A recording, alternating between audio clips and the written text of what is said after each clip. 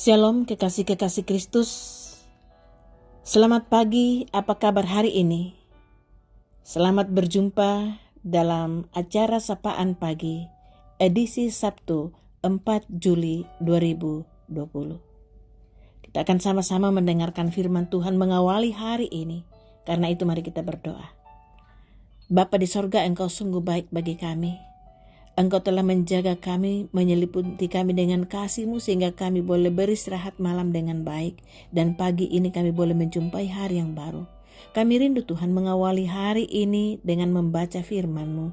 Allah Roh Kudus, terangi hati dan pikiran kami, berbicaralah kepada kami telah sedia.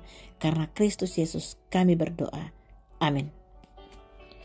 Ratapan pasal 3 ayat 20 sampai ayat yang ke-23 firman Tuhan yang saya siapkan pagi hari ini. Ratapan pasal 3 ayat 20 sampai 23 firman Tuhan berbunyi, "Jiwaku selalu teringat akan hal itu dan tertekan dalam diriku. Tetapi hal-hal inilah yang kuperhatikan. Oleh sebab itu aku akan berharap. Tak berkesudahan kasih setia Tuhan, tak habis-habisnya rahmat-Nya, selalu baru tiap pagi besar kesetiaan-Mu." Amin. Saudara-saudara yang sama dikasihi Tuhan,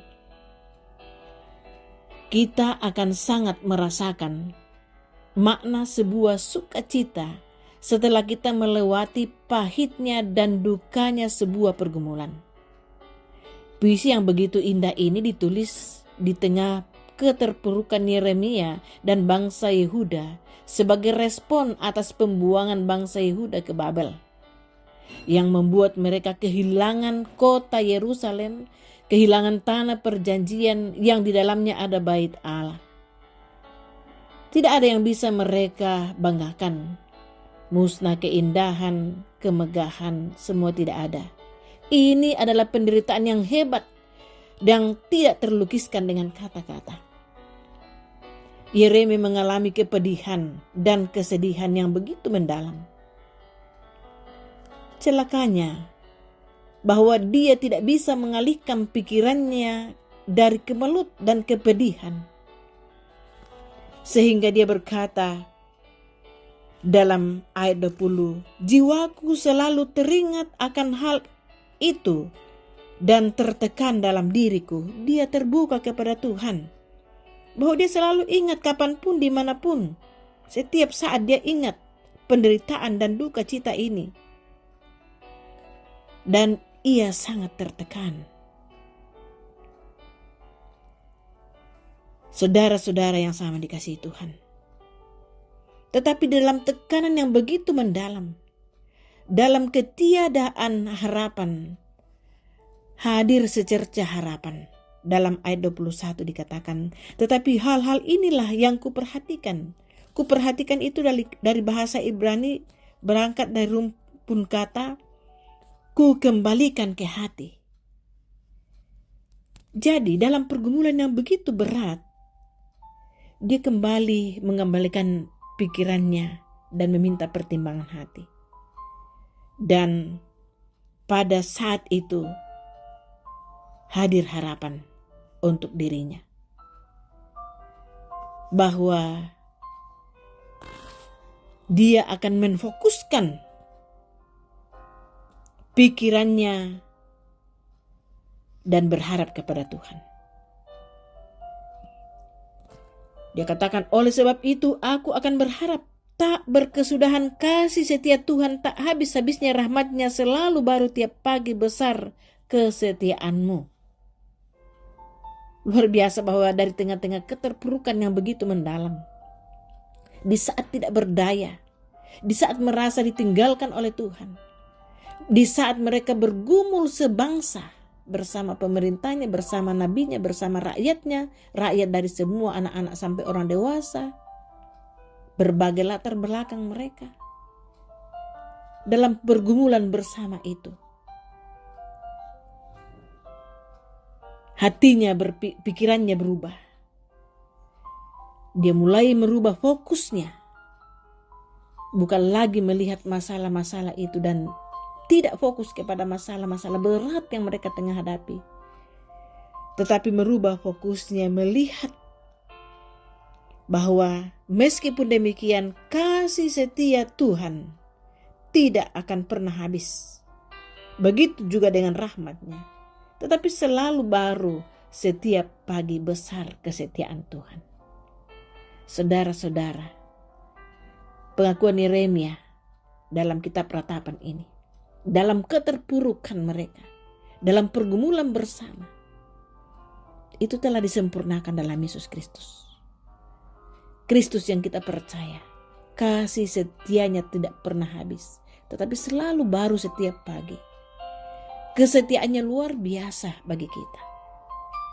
Karena itu, jika sekarang ini juga kita sedang bergumul bersama-sama, baik pemerintah, tokoh agama, semua lapisan masyarakat, jemaat, bergumul bersama dengan belum berlalunya wabah COVID-19 ini. Mari kita belajar dari firman Tuhan hari ini. Mengalihkan hati, pikiran, harapan, dan fokus kita kepada kasih setia Tuhan, pada kuasa Tuhan, pada kesetiaan Tuhan, bahwa dalam kondisi seperti ini pun kita diperhatikan Tuhan. Kita dipelihara oleh Tuhan. Baiklah kita berseru kepadanya.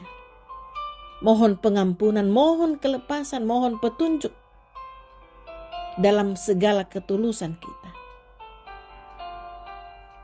Dan Dia akan menolong saya dan saudara melewati masa yang sulit ini.